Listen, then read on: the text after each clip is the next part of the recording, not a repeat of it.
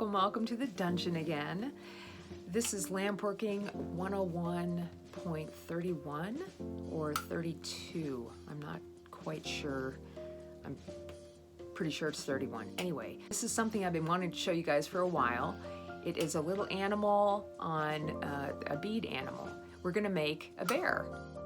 That's the first one that I really learned how to make on a mandrel, the first little animal. And not only is this a great introduction to making animals, hopefully you can get an idea of how I sculpt the arms and the legs and the face too, so you can take that information and make it your own.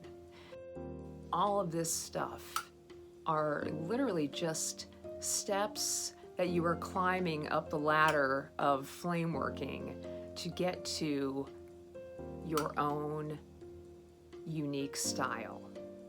And that's really what your goal should be, is making your own beads, your own way, and in your own style. Take what you can from this and make some awesome stuff. You just kind of lose your mind in it. Okay, not losing your mind like that. I know it's a good thing for me to do because I need to get lost in this all the time, and it really helps me cope with the realities of life. Anyway, enough of the psychiatry of flameworking.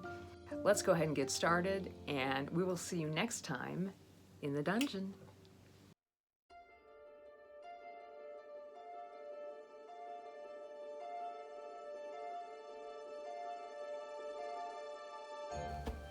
Okay, here we are, and we are using the Red Rock brown that I did a color review for, so you might want to check that out. It's Red Rock. It's really a beautiful multi-shade reddish brown.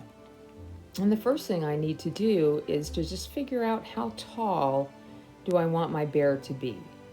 And once I figure that out, then I add some extra weight of glass to the bottom. I want to know which is the bottom and which is the top. So the extra glass, and it doesn't have to be perfect because we're going to sculpt this right away. Just almost want a pear shape, but kind of an off-center pear shape, because where it's off-center, that's where I'm going to put the back. And I just use the back of my knife to create a slight indent to show where the back is going to be. Now, if you look at like a put-together dolly or a Barbie doll or something, you'll notice that where the crotch is, the legs are kind of lifted up. Even for an actual teddy bear that moves its legs, look at one of those. Have one in front of you, because this is how I really learned how to perfect this, was doing the pre-leg push. Now at this point we need to get a little bit of heat in just the bottom part, so then we can do some focus on just a little bit of a tail. It's not a perfect tail. It might be a little bit more rounded than I wanted, but it's going to work out okay for me. I like the way it's looking. And I'm just heating that in and thinking about getting the head marked down. So I'm just gently overlapping that very thin part of the top of the bead and adding a couple of rounds of glass just to, and then melting it down to become round. And then I'm just going to heat the tip of my glass and pull out a snout. I do this every time, but the snout will look different because it's a bear. It's not like a deer or some other animal. Okay, so this needs to be looking more like a bear nose. And I do use the tip of my torch to kind of press the nose into shape, because it's kind of more of a flat nose for a bear. And I'm going to just tweak it a little bit until it's close. And we'll work on that later. We just want to get as close as possible. Now at this point I'm going to add a little bit more tail, as it has already cooled down some. Kind of looks like a duck. Okay, now for the bottom legs. What I'm doing is I'm getting a good amount of glass like enough. Oh, I'm doing the top legs. Okay, so it's a smaller amount of glass. And I'm heating up like where the arm is going to go, and then I'm gently pulling out like I would pull a stringer. And I let it gently pull until I have enough that's coming off of it to look like the beginning of an arm. And then I'm going to do that exact same thing on the other side. I want to preheat the area, and then I drop, and then this one I'm actually lifting up instead of down. It just depends on what's most comfortable for you.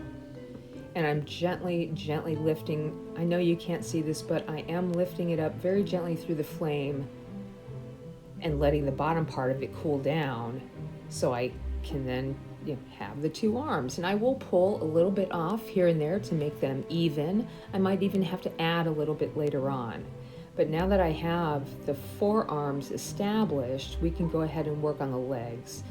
And the legs use a little bit more glass, and you want to preheat where your leg is going to go just for a second. And then outside of the flame, get that big wad of glass, and it's a big wad. You always want to start out with more than you think. And then you're going to pull that leg gently out. And then just heat it up a little bit. Heat everything up a little bit. And then we're going to go ahead and do the other leg. And I'm doing this in a way that you guys hopefully can see it, but man, my flame is pretty heavy duty, so it's hard to see through the flame, and then the Didinium lens really isn't helping much, but I'm just pushing that big wad. It's like a wad big enough to pull a good stringer off of. And as I'm pulling the bear down, he's under the flame, and as I'm lifting, it's just the tip of my rod that's in the flame that I keep lifting to get that leg to pull out. So like I said, it's like pulling a very slow stringer.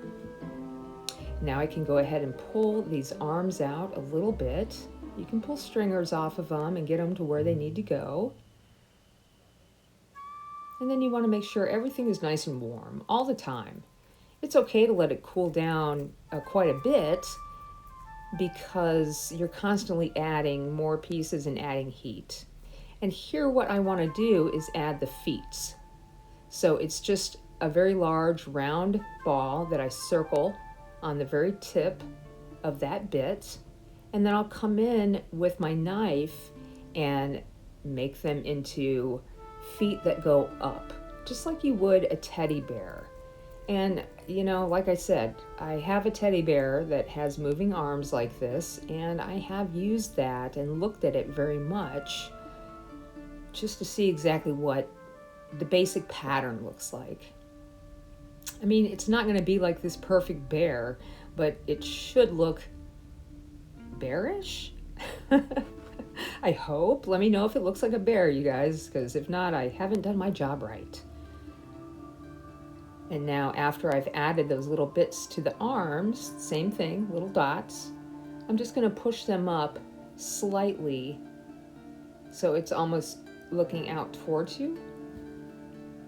And now I want to put that belly button in. Don't put it in first, put it in last, because if you don't get the legs on where they need to be, your belly button will be way off. And at this point, I need to put some little tiny eyes in there. They're a little wide for me, but that's okay. All you need is a tiny point. Bear eyes are beady. They have beady eyes. So I don't tend to want to put like a dot of black or white unless you want them to look really cartoonish, and that's awesome too. Get the face in there, make it look fun. Now here are the ears. I'm using a really good dot from a stringer, and I'm just placing